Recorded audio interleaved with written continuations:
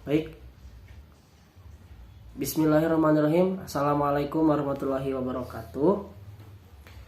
Alhamdulillah teman-teman, hari ini kita semuanya masih diberikan kepercayaan oleh Allah Subhanahu wa taala dengan diberikannya kesehatan ya. Mudah-mudahan kita semua senantiasa diberikan kesehatan dan berada di dalam lindungan Allah Subhanahu wa taala. Amin ya Allah ya rabbal alamin. Baik teman-teman, selamat pagi, salam sejahtera dari saya. Nah, mungkin untuk hari ini saya akan sedikit menjelaskan atau mempresentasikan mengenai RPP yang telah saya buat, yaitu mengenai penerapan metode menghafal pelajaran pendidikan agama Islam, tepatnya di SDN 1 Sendang Sari, Kecamatan Cikedug, Kabupaten Garut, di kelas 6. Nah, yang pertama mengenai pengertian teman-teman. Pengertian mengenai pembelajaran. Nah, pembelajaran itu adalah proses belajar mengajar yang menentukan keberhasilan dalam belajar melalui hubungan timbal balik antara guru dan siswa atau peserta didik. Nah, dalam pembelajaran ini merupakan bukan sebuah pekerjaan yang mudah ya. Jadi di dalam pembelajaran itu kita mendapatkan suatu tanggung jawab yang sangat besar, di mana ketika kita menyampaikan suatu ilmu, materi dan lain sebagainya, bagaimana caranya supaya ilmu yang kita sampaikan, materi yang kita sampaikan bisa tersampaikan dengan baik secara maksimal kepada siswa ya. Nah, maka dari itu penting sekali untuk kita betul-betul menguasai bagaimana cara menyampaikan materi. Nah, salah satunya di dalam penyampaian materi adalah salah satu penentu keberhasilan kita mengajar ya, yaitu dengan menggunakan cara-cara atau metode-metode yang dapat kita lakukan ya di dalam pembelajaran. Nah, sedangkan metode itu adalah sebuah alat bantu yang dapat memudahkan guru menyampaikan materi kepada siswa dan memudahkan siswa juga untuk lebih mudah memahami materi yang kita sampaikan. Nah, sedangkan metode pembelajaran adalah suatu cara-cara atau langkah-langkah penerapan strategi belajar untuk mencapai tujuan dalam pembelajaran yang sudah ditentukan, yang telah ditentukan. Salah satu contohnya adalah dengan cara menghafal, dengan disebut metode menghafal, di mana ketika seorang guru atau seorang pengajar menggunakan metode menghafal ya, menggunakan metode menghafal di dalam pembelajarannya, itu sangat menarik sekali, karena yang biasanya mungkin siswa itu hanya menulis, membaca, terus dihafal, kemudian nanti dievaluasi atau dites dan lain-lain sebagainya. Nah, tapi ini metode menghafal, jadi maksudnya adalah metode yang menggunakan cara-cara menghafal. Jadi hampir seluruh materinya dihafal gitu ya. Jadi yang dimaksud menghafal itu adalah kita bisa membacanya, kita bisa menulisnya, kita bisa mempresentasikannya di luar kepala tanpa harus melihat buku dan lain sebagainya. Nah, kelebihan dari metode menghafal tersebut adalah mampu memperkuat daya ingat dan daya berpikir siswa ya, karena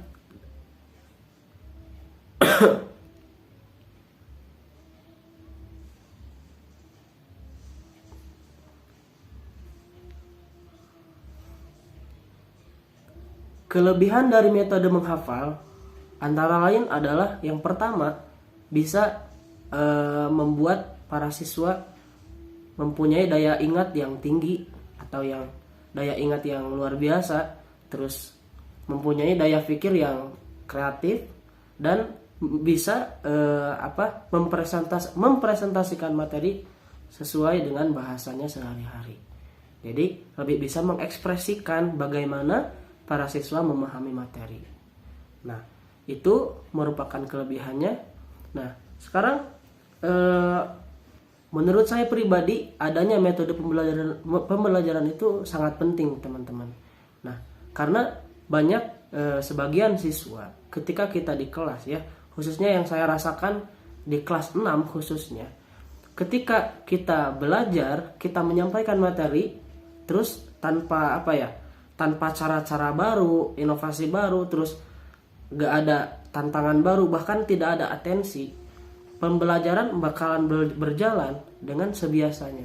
Tapi kalau kita belajar dengan anak-anak kelas 6 ya misalkan, terus kita mengeluarkan atau melakukan cara-cara baru untuk menerapkan materi kepada anak-anak, itu bisa membuat suatu hal yang baru yang bisa dirasakan oleh siswa ya.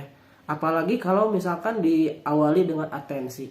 Atensi itu adalah suatu kegiatan yang bisa memecahkan kebuntuan, maksudnya memecahkan kebekuan ya. Jadi seperti permainan, terus seperti tepuk-tepukan, tanya jawab, dan lain sebagainya lah ya. Jadi kita masuk ke kelas, kita melakukan atensi terlebih dahulu. Sesudah melakukan atensi, kita mulai pembelajaran dengan menerapkan metode-metode yang telah kita rencanakan. Terus yang saya temui, yang saya alami ketika si siswa mendapatkan pelajaran itu saja, atau cara belajar seperti itu saja, yang ada mereka sulit berkonsentrasi, mudah jenuh, mudah ngantuk, juga tidak ada kesan baru buat mereka selama dia bersekolah. Nah, jadi menurut saya adanya metode pembelajaran itu sangat penting. Dan salah satu contoh dari metode pembelajaran yang sekarang saya bahas yaitu tentang metode menghafal, teman-teman. Selain itu juga pentingnya metode dalam pembelajaran juga disebutkan dalam salah satu ayat Al-Quran, yaitu surat Al-Baqarah ayat 151, teman-teman. Nah, baik teman-teman, setelah tadi saya menjelaskan pengertian dari pembelajaran, metode pembelajaran, terus ditambah dengan contoh-contoh metode pembelajaran, terus dengan studi kasusnya, mungkin kita bisa sedikit mengidentifikasi masalah ya. Jadi apa saja sih yang kita bisa identifikasi masalah-masalahnya dari uraian saya tadi. Nah, mungkin yang pertama adalah kurangnya strategi yang dilakukan atau yang dipakai oleh seorang pengajar ketika menerapkan materi yang akan disampaikan. Terus mungkin yang kedua adalah kurangnya kebiasaan para siswa untuk melatih daya ingat, sehingga materi yang dicerna ya dari guru terus tiba-tiba langsung menghilang karena mungkin kurangnya kebiasaan meningkatkan daya ingat. Terus lambatnya siswa memahami dalam pembelajaran atau memahami materi yang guru sampaikan, itu dicerna secara lambat. Nah, maka dari identifikasi masalah tersebut kita bisa merumuskan berbagai permasalahan. Mungkin salah satunya dari rumusan masalahnya yaitu yang pertama, apa sih pengertian dari metode penghafal? Terus yang kedua, bagaimana sih langkah-langkah atau caranya menerapkan metode menghafal di kelas ya. Terus yang ketiga, faktor penyebab kesulitan atau penyebab siswa lambat memahami materi. Nah, yang pertama tadi pengertian dari metode menghafal adalah suatu cara atau langkah-langkah strategi belajar yang diterapkan di kelas oleh seorang guru untuk memudahkan para siswa memahami materi yang disampaikan dengan cara menghafal ya. Terus kira-kira apa sih faktor penyebab siswa itu rata-rata ya yang saya temui itu lambat dalam memahami materi? Karena mungkin siswa memerlukan kesempatan untuk dia berekspresi dari pemahamannya. Jadi maksudnya siswa tidak dipancing oleh gurunya, tidak diberi kesempatan misalkan untuk bertanya, untuk mengemukakan pendapat, atau bahkan misalkan tidak ada pendekatan dulu. Jadi misalkan kalau kita masuk kelas, tiba-tiba mengajar, tiba-tiba menjelaskan materi tanpa ada pendekatan, mungkin siswa mau semangat pun misalkan malu, ataupun mau ada yang ditanyakan malu, atau bahkan mau mengemukakan pendapat sedikit malu karena dengan gurunya mungkin belum ada keharmonisasian di kelas karena tidak adanya pendekatan. Itu bisa jadi. Ataupun yang telah saya tadi sebutkan, atensi ya, yang bisa memecahkan kebekuan di dalam kelas. Jadi atensinya tidak ada, atau yang meramaikannya tidak ada, sehingga siswa lurus-lurus aja, lempeng-lempeng aja gitu. Nah, terus langkah-langkah penerapan metode menghafal maaf ya.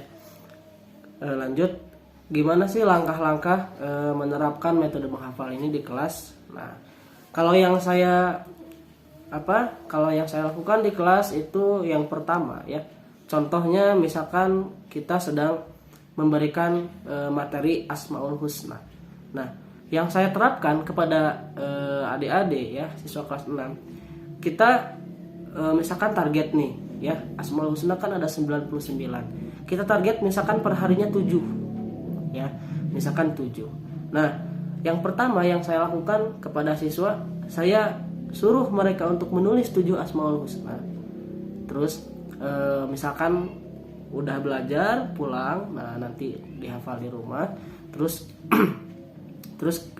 sekolah lagi, nah di sana menghafal supaya ada daya saing dengan temannya. Jadi seolah-olah berlomba-lomba menghafal Asmaul Husna dengan sebanyak mungkin dan secepat mungkin ya. Jadi ketika mereka sudah hafal, ketika mereka sudah terbayang ya, dengan diiringi irama atau lagam ya, supaya lebih mudah menghafalnya. Nah, setiap harinya saya misalkan nilai, terus saya tanda tangan gitu ya, sebagai bukti bahwa mereka sudah sudah hafal 7 Asmaul Husna yang dites. Terus besoknya seperti itu lagi, besoknya seperti itu lagi. Namun untuk melatih daya ingatnya di kelas, yang pertama yang saya lakukan, misalkan kita baca bareng-bareng 7 Asmaul Husna itu. Terus misalkan dibacakannya 5 kali ya, 5 kali berturut-turut. Nah, sudah dibacakan 5 kali, saya biasanya ada kuesioner misalkan sebelum pulang, misalkan yang bisa menjawab bisa pulang. Atau uji konsentrasi. Misalnya kita tiba-tiba menunjuk satu orang dan sebutkan misalkan Asmaul Husna nomor ke-7 misalkan. Apa gitu ya. Misalkan nomor Asmaul Husna yang kedua apa. Atau kita bisa juga menanyakan arti, misalkan apa arti dari Ar-Rahman sambil menunjuk salah satu siswa. Nah, itu yang saya gunakan atau yang saya laksanakan di kelas. Itu insya Allah bisa menambah daya ingat siswa dan tentunya menambah keseruan di dalam kelas ya, sehingga bisa terjadi keharmonisasian ya. Dan di akhir ya, kita tes per hari ya, 7 gitu ya Asmaul Husna, sehingga besoknya diulang lagi dari nomor 1. Berarti kalau hari kedua dari nomor 1 sampai 14 gitu ya. Pokoknya kelipatan 7. Nah, itu yang mungkin saya lakukan ketika menerapkan metode menghafal di dalam kelas. Nah, sekarang ke tujuan. Apa sih tujuan metode menghafal ini? Ya pasti dari segala macam metode pun tujuannya pasti ya ingin mewujudkan atau menciptakan siswa-siswi yang betul-betul memahami materi ya, sehingga mereka bisa menyimpulkan, mendeskripsikan materi yang dia pahami menjadi nilai kognitif, kemudian memakai hati, dirasakan, terus didalami materi tersebut sehingga mereka mendapatkan nilai afektif dan akhirnya mereka melakukan apa yang sudah dipelajari yang disebut dengan psikomotor. Nah, seperti itu. Nah, terus manfaatnya apa nih? Manfaat dari metode menghafal ya pasti ya, karena menghafal itu pasti meningkatkan daya ingat. Terus yang paling penting menurut saya dari metode menghafal itu manfaatnya adalah siswa dapat memahami apa yang telah dipelajari. Karena sejatinya ketika kita mau, misalkan nih, kita mau menghafal, kita mau dites, atau kita mau mempresentasikan sesuatu, pastinya kita baca dulu, kita pahami betul-betul, supaya ketika kita presentasi kita tidak salah arti. Begitu pula dengan anak-anak, misalkan ya siswa kelas 6. Jadi ketika mereka mau dites ya, terus misalkan mau ditanya oleh gurunya, pasti dia membaca dulu, memahami dulu. Sudah itu barulah dia hafal. Nah, sesudah dihafal barulah dia betul-betul memahami dan ingat ya atas materi yang telah dipelajari. Seperti itu. Kita contohkan dengan dua hal ya. Yang pertama adalah ketika kita menjelaskan materi, terus siswa mendengarkan atau mencerna materi penjelasan dari kita. Dan yang kedua, kita mengadakan sesi tanya jawab. Terus adik-adik ada yang bertanya, atau para siswa itu ada yang bertanya. Nah, ketika para siswa bertanya, kita menjawab. Nah, yang saya temukan di siswa kalangan sekolah dasar khususnya, itu lebih memahami orang yang tadi bertanya ketimbang semua murid yang kita jelaskan secara bersama-sama ya. Karena ketika seseorang bertanya, itu adalah rasa ingin tahunya timbul dari siswa itu sendiri, bukan dari kita sebagai pengajarnya. Nah, itu spesialnya atau itu dahsyatnya dari menghafal ya. Menghafal dan nanti dibuktikannya oleh presentasi atau dengan suara ya, seperti itu. Nah, selanjutnya teman-teman, pembahasan terakhir yaitu mengenai manfaat atau kegunaan dari hasil penelitian. Nah, di sini ada dua ya kegunaan dari penelitian. Yang pertama ada manfaat teoritis dan yang kedua ada praktis ya. Jadi yang pertama itu ketika kita melakukan penelitian itu ada manfaat teoritis ya. Dimana ketika kita meneliti, manfaat teoritisnya adalah kita bisa memperkaya keilmuan, kita bisa menambah wawasan ya, untuk betul-betul memahami apa yang terjadi di lapangan. Terus yang kedua ada manfaat praktis. Nah, manfaat praktis ini ada bagi guru, ada bagi siswa ya, dan penulis juga. Bagi siswa, hasil penelitian ini bisa mengembangkan motivasi dan kemauan belajar ya, sehingga mereka bisa terbantu dalam memahami materi, merangsang materi oleh panca inderanya juga ya, dari apa yang kita jelaskan.